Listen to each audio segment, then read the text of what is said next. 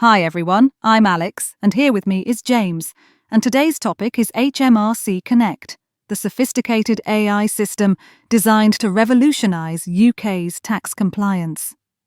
Have you ever paused to wonder how government really keep tabs on our financial lives, especially now in a digital world? We're talking about something way beyond old-fashioned audits, right? We're diving headfirst into the era of artificial intelligence and, well, really sophisticated data analysis. Yeah, it's a whole new ballgame. So, today we're doing a deep dive into HMRC Connect.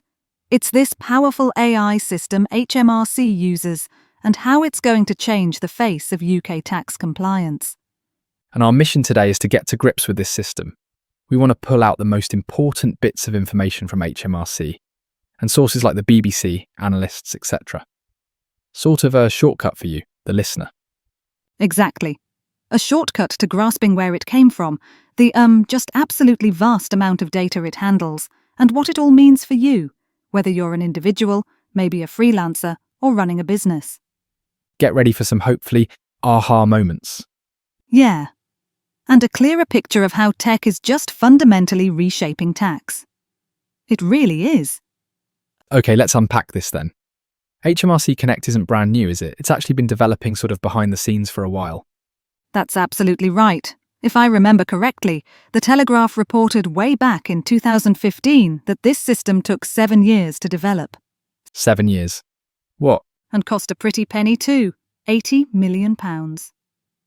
Its main job, its core function, is to scour these huge data lakes of databases, personal info, commercial info, looking for connections. Precisely.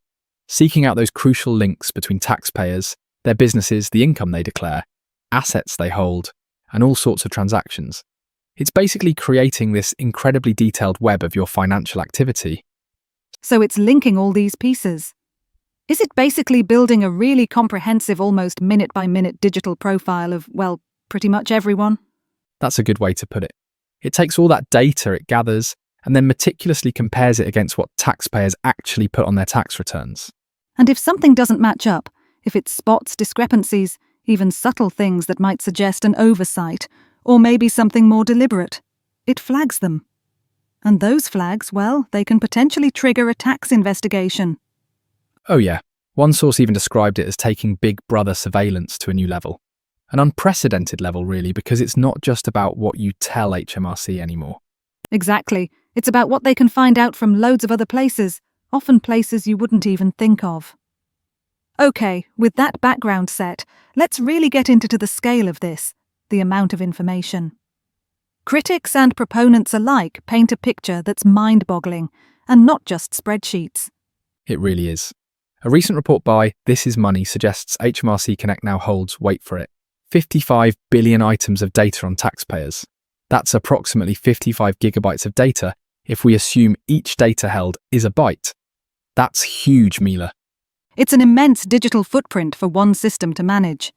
And the range of information it pulls in is truly, truly comprehensive.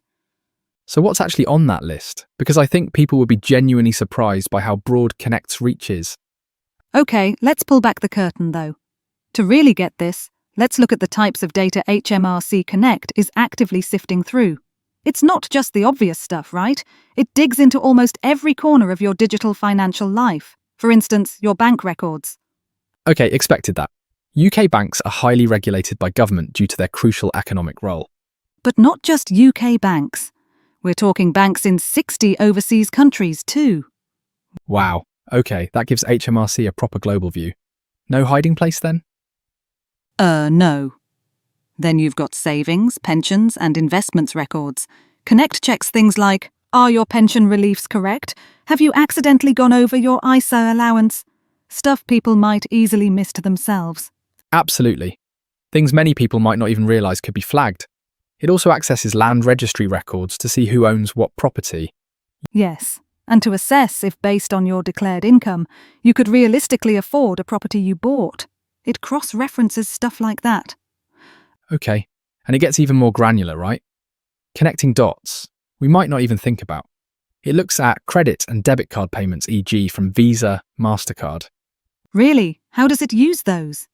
It compares the transactions against the card takings you've declared. That's especially relevant for businesses, obviously. Does that make sense?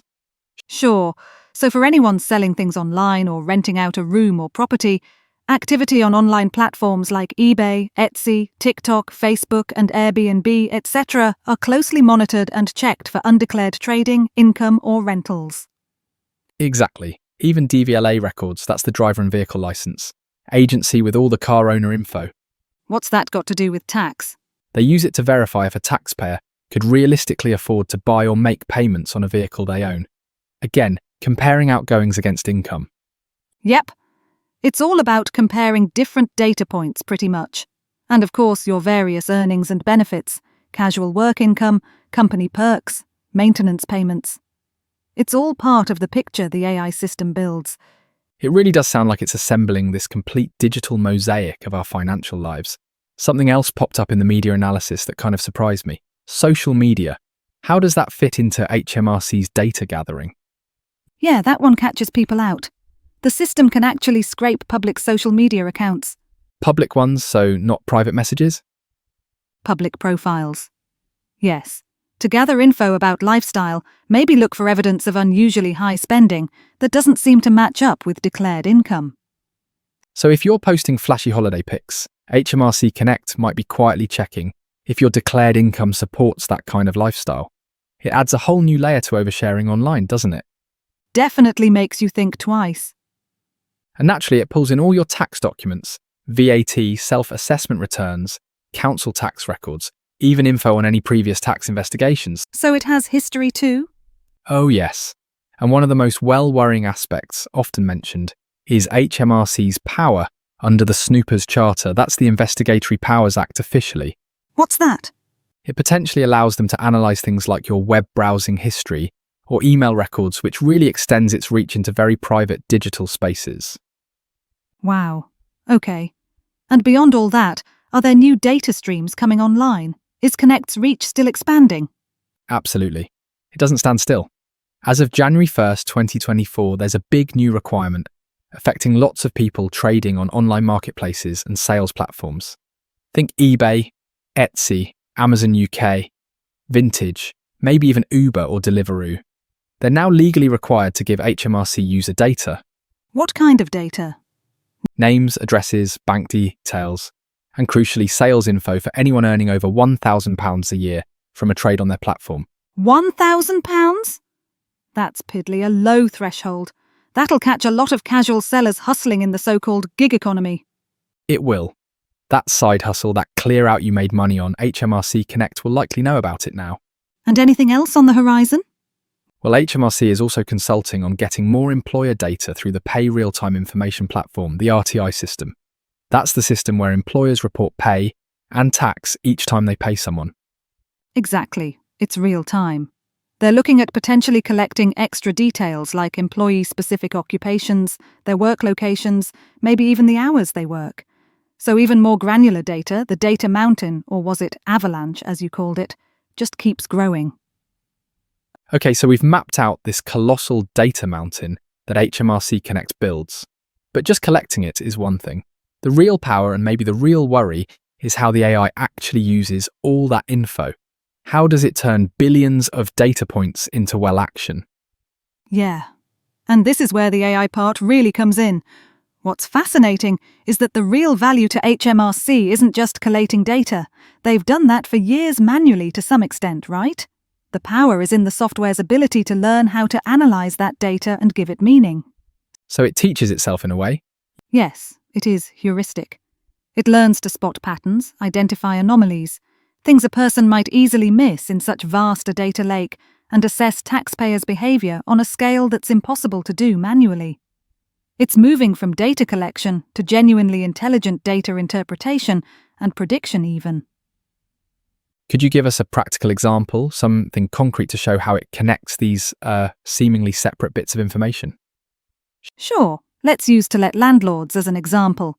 It appears that in 2020-2023, over 5,000 landlords didn't declare enough income, which was a huge jump, right? 83%, I think it was over the previous tax year. Yep, an astonishing 83% rise in just 1 year. Yeah, so how might Connect address that? Well, it could first identify a potential undeclared rental property by checking land registry records.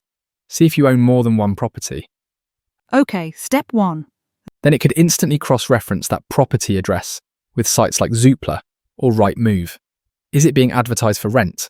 Or maybe check Airbnb. Is it listed for holiday less? Very smart. If things don't quite add up like you own it, it looks like it's being rented, but there's no corresponding rental income on your tax return and it digs deeper. Exactly. It could then start examining your financial records, looking for incoming payments that look like rent in your bank account. It instantly connects all these different data points, property ownership, online listings, bank transactions to build a picture. It flags potential non-compliance much, much faster than human investigators ever could. That's incredibly efficient and maybe a bit intimidating for landlords.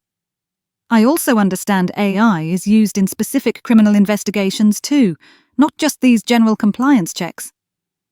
Yes. And that raises important questions about the scope of this surveillance.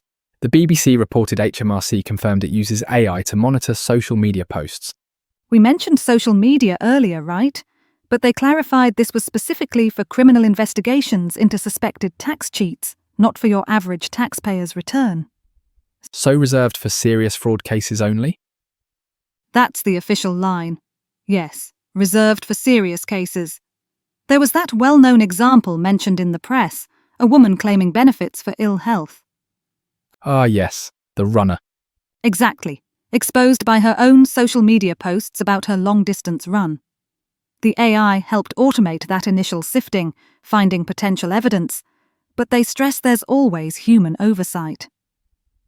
Okay, so the argument from HMRC's side is that this AI leads to better, more efficient targeting of investigations. That's their core strategy. Leverage AI to analyze behavior, spot patterns, identify high-risk areas or individuals. This lets them build stronger cases for their human investigators to then take forward. Makes sense from a resource point of view. Definitely, it's a more targeted, resource-efficient approach than, say, random audits. The AI can also do things like geomapping. Geomapping, what's that? Combining location-based data, say business addresses with other financial information to create maps. These maps might highlight clusters of businesses potentially underreporting income or overstating expenses in a particular area. So it gives investigators geographical targets too? Exactly, visual targets. So yes, from their perspective, it's all about efficiency and better targeting. The impact on how taxpayers feel about privacy, though, that's definitely an evolving issue. This level of automation, this amount of data, it sounds incredibly powerful, almost foolproof. But it does spark questions, doesn't it? About accuracy, about potential mistakes. What are the risks here? It absolutely does spark those questions. While HMRC is careful to say Connect isn't the only reason they'd open an investigation, it's not the sole decider, just a sophisticated tool. But relying on such vast quantities of data means there's a very real danger of flagging what they call false positives. Meaning the system flags something suspicious that actually has a perfectly innocent explanation. Imagine you legitimately received a large cash gift or an inheritance. If you find this podcast helpful, please hit subscribe so you don't miss the next one. An algorithm lacking human context might see a data mismatch and flag it as suspicious. That could potentially trigger an investigation that's completely unnecessary, but also incredibly stressful and expensive for the individual or business involved. That's a big concern, being flagged unfairly. Are there other potential benefits they see? They also anticipate using AI to help us, the taxpayers, navigate their online guidance. Apparently, it's massive, over 100,000 pages. Okay, so summing up, what does this all really mean for you listening right now? Well, I think it means tax compliance is just becoming more transparent, and let's be honest, probably harder to avoid than ever before. The key takeaway here isn't to be alarmed, it's to be informed. Understand how these systems work and act accordingly. And that's a wrap. I'm afraid it is. And thanks to you, our listeners, Pulse, do subscribe. Bye.